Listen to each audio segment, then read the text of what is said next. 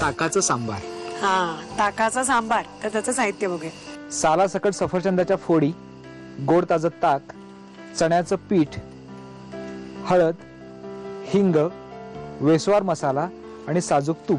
साहित्य तुम्ही लिहून घेतलं असेलच. आणि आता डॉक्टरांना विचारूया की आधी काय करतात. सगळ्यात पहिल्यांदा आपण हे चण्याचं पीठ जे आहे ते ह्या बाउल मध्ये घेणार आहोत. म्हणजे आपण नेहमी ताक म्हणजे ताकाची कढी करतो तेव्हा जसं लावून घेतो डाळीचं पीठ तसं. हो तसंच. पण हे काय घालताय तुम्ही त्याच्यात? हा वेसवार मसाला आहे.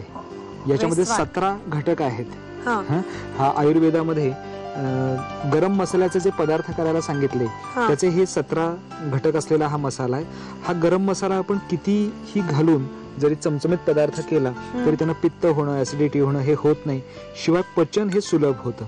आपण हा वेसवार मसाला याच्यामध्ये कालवून तो मिळतो का एरवी? पण नाही, हा तयार करायला लागतो. अच्छा. याच्यामधले काही वेसवार मसाल्यातले काही घटक हे नुसते तुपावर भाजून घेतले जातात, तर काही जाळून कोळसा करून तयार करून घेतले जातात. आयुर्वेदामध्ये त्याला मशी असं म्हणतात. ओके. ज्या वेसवार मसाल्यातले काही घटक आहेत ते तुपावर भाजून आपण मसाला बारीक करून घेतो तसे घेतले जातात, तर काही कोळशासारखे काळे करून त्याला मशी म्हणतात. म्हणजे उघड्या हवेत भाजायचे नाहीत, बंदिस्त जागेत ते भाजायचे, बंदिस्त पातेल्यात ते भाजायचे. आणि त्या कोळशामुळे ऍक्च्युली अँटीऑक्सिडंट काम होतं. त्याच्यामुळे कुठल्याही ऍसिडिटी वगैरे काही या वेसवार मसाल्याने होत नाही. आता हे आपण पाण्यात मिक्स करून घेतलेलं आहे. आता आपण पुढची तयारी करूया फोडणीची. आपण आता जे पीठ कालवून घेतलं होतं ते झालेलं आहे. आता फोडणी करायची. त्यासाठी आपण पहिलं हे साजूक तूप घेऊया. डॉक्टर तुम्ही गाईचंच तूप वापरता असं काही आहे का? गाईचं तूप वापरावं हे खरं तर आयडियल आहे, पण ते दरवेळेला मिळतच असं नाही. त्याच्यामुळे ती अट अशी नाही ठेवलेली. काय हवं याच्यातलं? हळद,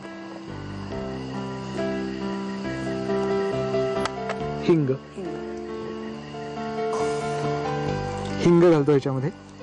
पाचक सगळ्यात. आता हे वेसवार मसाला आणि चण्याचं पीठ हे जे आपण पाण्यामध्ये कालवलेलं आहे ते आपण. पण मला सांगा डॉक्टर की ते आपण ताकात नाही मिक्स करायचं? नाही, ताकात मिक्स करायचं नाही, कारण ताक घातल्यानंतर आपण उकळी सुद्धा येऊ देणार नाहीये. पण म्हणजे एरवी पण हे फॉलो करायला पाहिजे. एरवी पण हे फॉलो करायला पाहिजे. जेव्हा तुम्ही चण्याचं पीठ कुठल्या कढीला वगैरे असं लावणार आहे तेव्हा ते पाण्यात घालून आधी शिजवून घ्यायचं, म्हणजे चण्याचं पीठ पचायला हलकं होतं. आणि ते हिंग आणि हळद या 2 गोष्टींच्या बरोबर आपण केलेलं आहे. पाणी हवंय तुम्हाला? हो, पाणी. बरं, मला आणखीन एक असा प्रश्न महत्वाचा विचारायचा आहे की तुम्ही खूपच आम्हाला नेहमीच पदार्थ शिकवलेले आहेत खरं तर, आणि आज हे डिटॉक्सिफिकेशनचे पदार्थ पण आम्ही तुमच्याकडनं शिकतोय. पण तुम्ही हे सगळे कुठून शिकलायत? साहजिक आहे, माझ्या पत्नीकडनं. हो. कसं काय करतात आपल्या पत्नी? नाव काय त्यांचं? तिचं नाव आहे नेहा. नेहा. ओके. जसं कुठल्याही गृहिणीचं होतं की 2 मुलं झाल्यानंतर ती स्वतःचा थोडा विचार करायला लागते, तसं तिला या सगळ्या ब्युटी आणि याच्यात आवड असल्यामुळे तिनं स्पाचे कोर्सेस केले वेगवेगळ्या इन्स्टिट्यूट्स मध्ये. आणि त्या स्पाचे कोर्सेस झाल्यानंतर तिने डायटिशियनचे पण कोर्सेस केले. ती लहान मुलांच्या डाएटचा तिने स्पेशल अभ्यास केला, वजन कमी करण्याच्या डाएटचा स्पेशल अभ्यास केला. मस्ट मीटर. नाही, नक्की आम्ही एकदा तुमच्या घरी येऊ आणि तेव्हा त्यांना जे जे काय आवडेल ते आम्हाला नक्की शिकवू. हो. आणि तिलाही हे खूप आवडतं की सगळ्यांना सांगावं की काय करा तुम्ही घरामध्ये. काय डेफिनेटली आम्ही नक्की येतो आणि आमच्या प्रेक्षकांना तर त्याचा फायदा होईलच. आता ताक घालू? हो चालेल, सगळं घालून टाका. हो. पीठ नीट शिजल्याची खात्री झाली की आपण त्याच्यामध्ये ताक घातलाय. आता उकळी येऊ देणार नाहीये, आपण नुसतं गरम करणार आहे. बरं, रेडी झालं ना? हो. आता फक्त त्याच्यामध्ये ते फ्रुट्स घालायचे. आता इथे आज आपण सालीसकट सफरचंद आणलेला आहे, परंतु ह्या ताकाच्या सांबारामध्ये तुम्ही कुठलीही फळं घालू शकता. अननस वगैरे पण? हो. ताक मुळातच आंबट आहे ना, त्याच्यावर आंबट फळं चालू शकतात. अच्छा, ओके. मग ते हे घालू मी? हो. हे घातलं की परत म्हणजे नुसतं हे करायचं, गरम करायचंय, उकळवायचं नाही, काही नाही. आणि तेवढ्या ह्याच्यामध्ये सफरचंद सॉफ्ट होईलच. हो.